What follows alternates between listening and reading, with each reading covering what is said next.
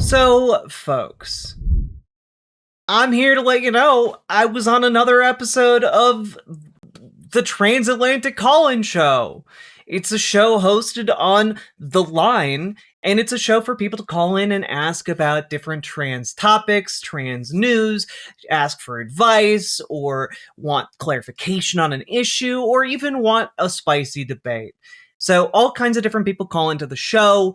It's really, really cool. And on this particular episode, I was co hosting with Dr. Ben, and it was an absolute delight. And, I think some of the best content that I've put out there. So do check it out. You can actually find a link to the full episode down below in the description. And I hope you enjoyed this call, or you do enjoy this call rather, because I've really enjoyed all of my episodes on the line, and I really hope you guys do too. The Lines, the Transatlantic Call-In Show program, is broadcast every Thursday. I'm on it, generally speaking, right now, every other Thursday, but go check it out. It's really cool. Also, a bunch of the other people who host shows over there, really cool, really interesting. You might find other programs that you really like. Go check it out. Link down below, by the way, also to the channel, The Line, as well as their Patreon and their merch store. Go support them if you can. And also, folks, like this video and comment on this video and subscribe to this channel if you haven't yet. Go do those things. And also, since there's a link to the original episode down below, consider also leaving a like and a comment and a subscribe over there, because we want this to benefit both programs. So go do the things. Tune in live. I hope you enjoy this call. Let's see what we got.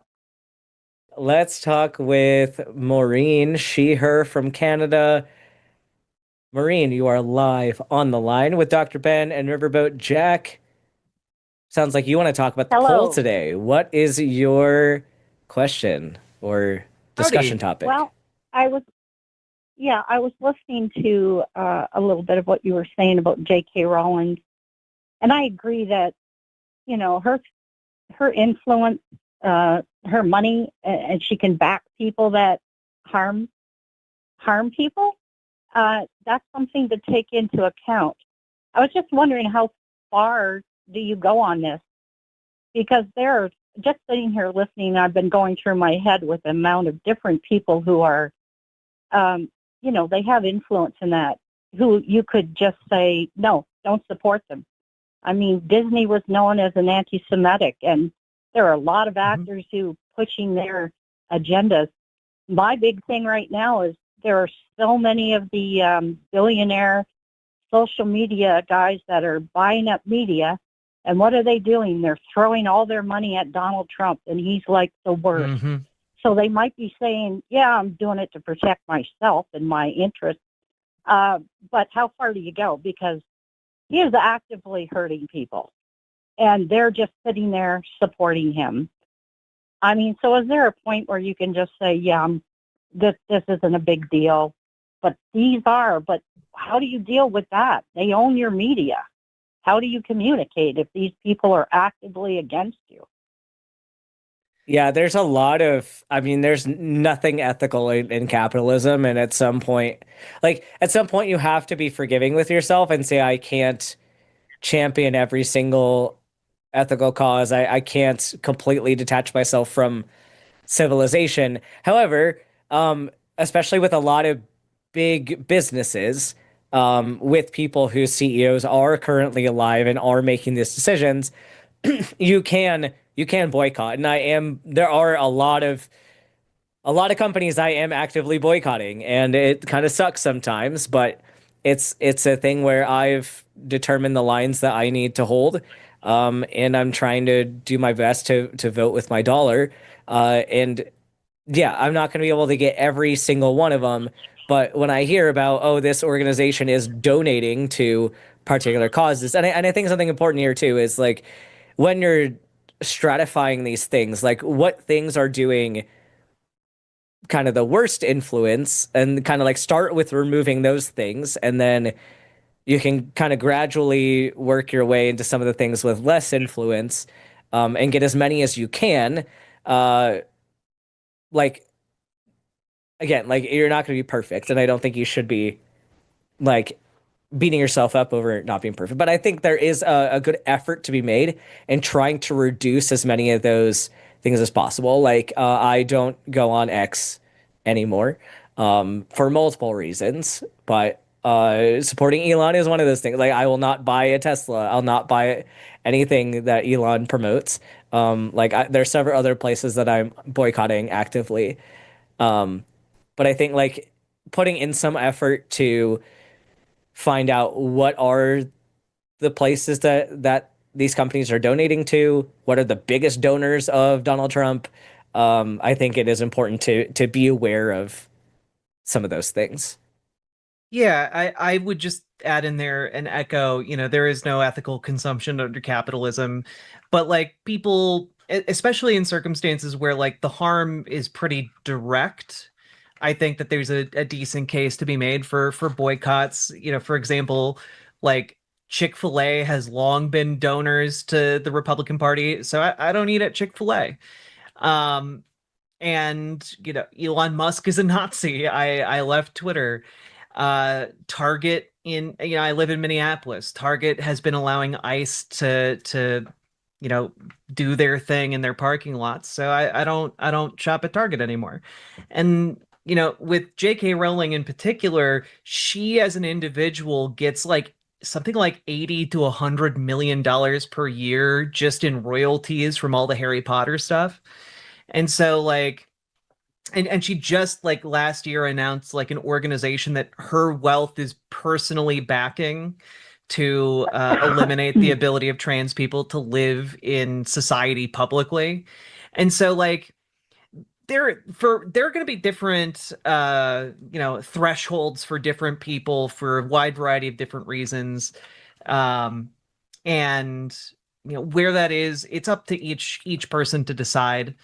And I think that like it's a tough conversation to navigate with yourself sometimes, because of the fact that under capitalism, like do you buy a smartphone? The lithium came from like and cobalt in there came from horrible working conditions. Do you buy new shoes that you suspect might be so cheap because they were made with slave labor? Like what your threshold is varies quite a bit, and it depends on person to person. And I think having public pressure campaigns can work to like expand and convince people to have a line similar to your own, whether that's BDS boycotts, or any of these companies trafficking with ICE. It really depends. And like I guess part of why we're talking about Harry Potter is just because we're trying to make the case that boycotting Harry Potter stuff is in a net good. And so like it's an ongoing conversation, and I don't know if that helps. I know we talked a lot. What are your thoughts? Yeah, I think it's because it's so frustrating with what's happening. Harry Potter, like, I don't even read her books. I do read a series of books she writes, so I can say.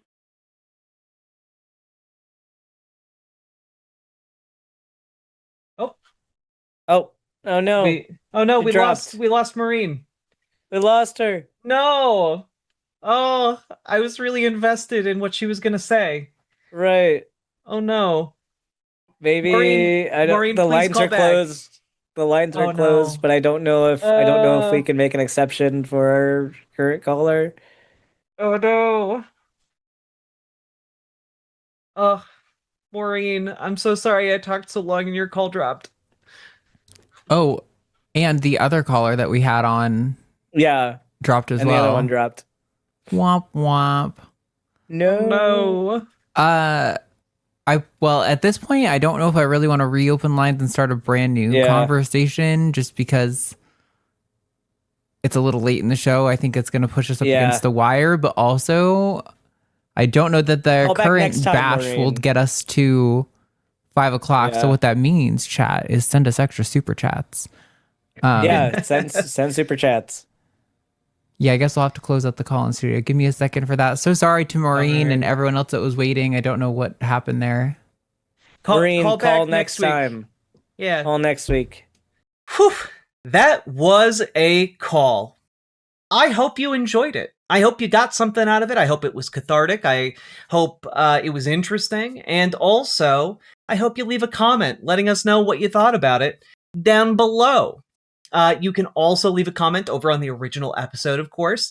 Link down below on that one as well. Go subscribe to The Line. Link below. Go check out their Patreon. Link below. Go check out their merch store. Link below. It's amazing all the different things you can link down there. Who knew? Anyway, do all the things, click all the buttons, leave all the comments. You know the drill by now, and do call in if you have a burning question about trans people. And last but not least, check out ImogeneOlivia.com. It's gender euphoric lingerie designed with trans femmes in mind. It's a really, really cool new brand. Go check them out, ImogeneOlivia.com. Link down below in the description to that as well. It is non-tucking lingerie that is elegant, that is high quality, that is beautiful, and it will fit. So go check it out. Again, link down below in the description. And also go check out Dr. Ben. Dr. Ben's content is great. Go check him out. Go do the things. I believe in you guys. And on that note, let's keep on going. Riverboat Jack is coming to town. All the viewers gather around. Twitch and YouTube and swishy streams. All that content is bursting the seams. Politics, being, plenty more. Your sense of fashion you'll adore. So grab your stuff and hop